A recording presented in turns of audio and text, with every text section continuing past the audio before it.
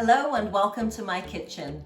Today we're going to be making a very popular appetizer dish called vegetable samosas. Now the samosas that you can buy in the shops or you get at restaurants are full of potatoes and actually are very bland. So I have invited in someone who is an expert in making vegetable samosas, and I'm very happy to introduce to you today Purnima. Purnima, welcome to my kitchen. Thank you so much for inviting me today, Vasanthi. Really looking forward to our day together. Me too. So tell me, I know you've done catering. How many samosas do you think you've made over the years? Oh my goodness, I think it's run into the thousands. Yes, thousands. Wow. Been making them for a long time with my family, with my siblings, in my catering business. So yes, there's quite a few samosas have been made. Fantastic. See, that's why I brought her in. And where did the recipe originate?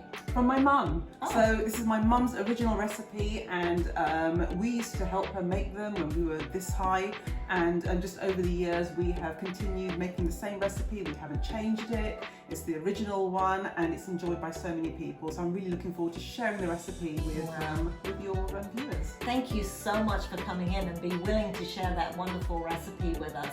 Nice. So on that note, we're going to be cooking here soon and you get to wear my Milhan apron. I'm so excited. All right, Fabulous. let's get cooking. You'll need 5 ounces of frozen mixed vegetables, which includes peas, corn and carrots, 3 ounces of frozen corn, 8 ounces of frozen peas, 1 pound of red skin potatoes, which we'll boil and skin, and 4 ounces of small onion, which we'll finely chop. 2 tablespoons of oil, 2 tablespoons of lemon juice, 5 tablespoons of finely chopped coriander, 1/4 teaspoon of whole cumin seeds, 1½ teaspoons of salt, 1/2 teaspoon of red chili powder, 1/4 teaspoon of turmeric, 1 teaspoon of garam masala, and 2 teaspoons of ginger garlic chili paste. To stick the samosa pastry, we're going to need 1/4 cup of plain flour mixed with 4 tablespoons of water.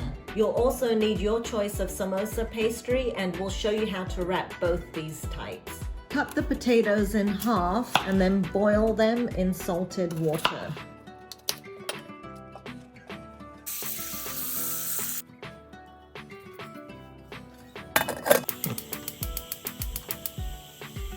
So why do we need to cut these onions so finely? Well, we're adding the onion raw to the samosa mixture. Okay. And you don't want to have large pieces of onion in your samosas too. And also because they do go in raw, you want them to be quite small so they do actually cook along with all the other vegetables and the pastry at the same time. So it is really important that the onions are cut as small as possible. Okay, cool. And the easiest way to chop it is to chop it with the root slightly intact, so it keeps the onion together. Okay, or if you have a mandolin is really easy, and you can even pop it in the food processor as well. So as long as the onions are small, then that's great. The potatoes have been pressure cooking for 10 minutes now, and I just turned off the heat and I'm gonna let the pressure release, and then we'll open it up and peel the potatoes. If you need to release the pressure quickly from your pressure cooker, just run it under cold water.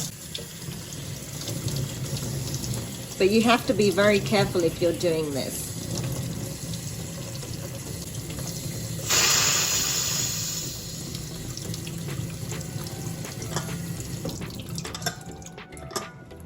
There you go, the pressure is released.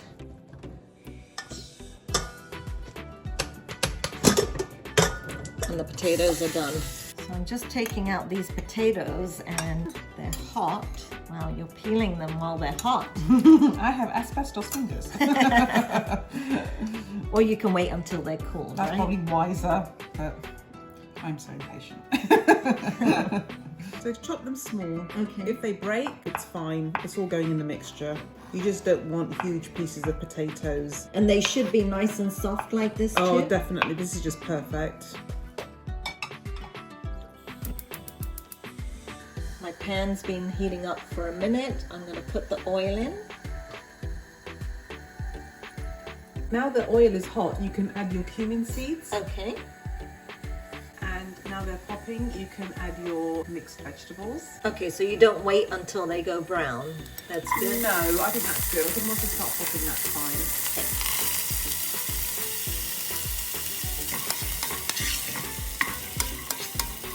Okay, so this is on medium high. Perfect.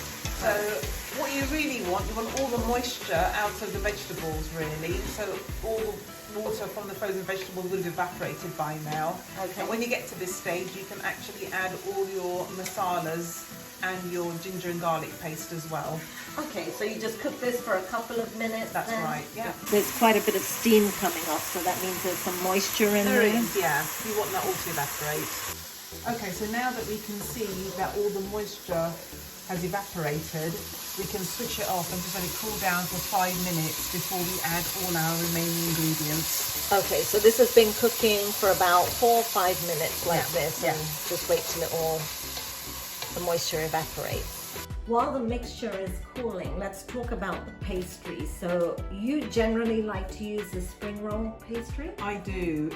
It's really easy to use, and as long as you keep it moist and it doesn't dry out, you can wrap the samosas really easily. But also when you fry them, they stay crispy for quite a while too, and it's readily available in most supermarkets. Yes, it's a fantastic product. Yeah, this you can pretty much get anywhere. The spring roll pastry, there's many brands that you can get, but we're using this one today. Now they also sell these samosa pastry that are cut in strips, but you like to cut these other ones in squares. Yeah, I do. I actually wrap my samosas using a triangle template. I don't use the strips, so I can show people how to wrap samosas a slightly different way today. Okay, great. Yeah, because I don't know how to do this one. I know how to do the strips. So I'll show you how to do the strips, and Purnima will show you how to do the triangles. Excellent. All right. Let's open this packet, and I have my tea towel already dampened and ready to go. So do you do double pastry or single? I do. I actually do double pastry. I do double pastry as well. Double pastry just makes it more crisp. It does. It does. It makes a big difference. All right. So I'll let you handle these. Okay. So I'm going to use your scissors again if that's okay. Yeah. So we do actually have to cut it from corner to corner. Now I use scissors just to cut across pastry. Okay, so you cut it before separating it. Oh, definitely. That makes it a makes lot sense. easier. Yeah. Just to make it easier to wrap, the point on the triangle, I do actually just snip it off. Just to make it easier to wrap, because that surplus pastry is just an additional bit that we don't really need. So I do actually just snip off the point. How interesting.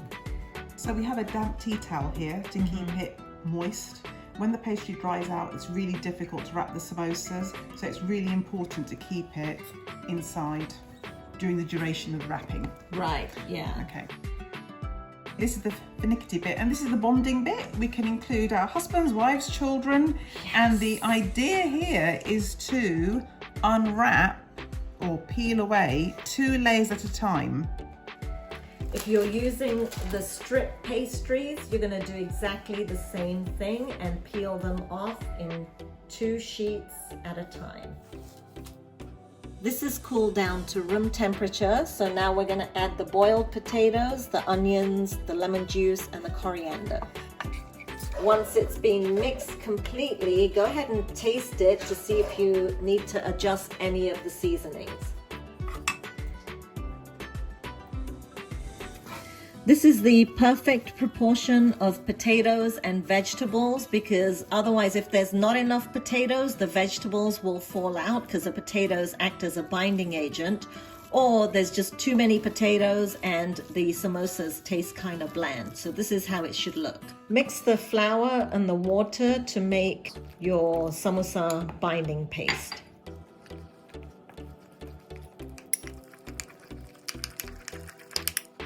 Now for the fun part. So the mixture is ready. Can you show us how you roll your triangles? Okay, so this can be a little bit of a challenge at first, but once you start, you'll be really quick. So I usually have it flat in the palm of my hand. I bring the bottom right corner up. Again, the bottom right corner comes up perpendicular to my thumb, and I actually create a little pocket. Oh, I like see. This. And then a good teaspoon of mixture. I pile it in there and I push it down. With my right hand, I fold the samosa up, and all these flaps now all need to be glued down. Okay. So there's no particular order, but as I am holding it this way, I just put the glue all the way around, and I glue. I make sure the corners are well sealed, because when you fry them, you don't want the oil going into the corners and then going inside the samosas. And there you have one perfect samosa. Wonderful. Now, if you're using these long strips, I'll show you how to fold these into samosas. So find the bottom middle of the strip and put your finger there, and then fold the right hand bottom corner to the top so that it's perpendicular. And then go ahead and fold this corner down, but make sure you leave a little bit of a flap here so that this corner is completely sealed. Now at this point, you can go ahead and seal that edge. There you go. Now your pocket is there. Go ahead and fill that.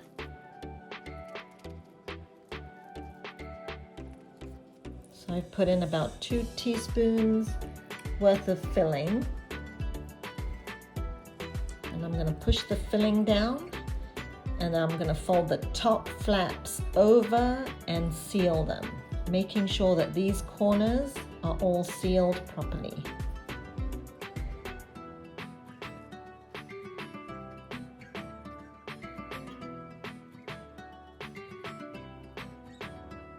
There you go, and your samosa is folded.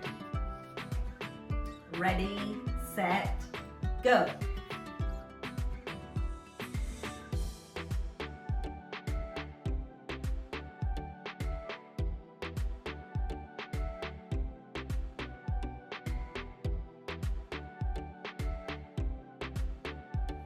This mixture will make between 30 and 40 samosas, depending on whether you use the strip pastry or the triangle pastry.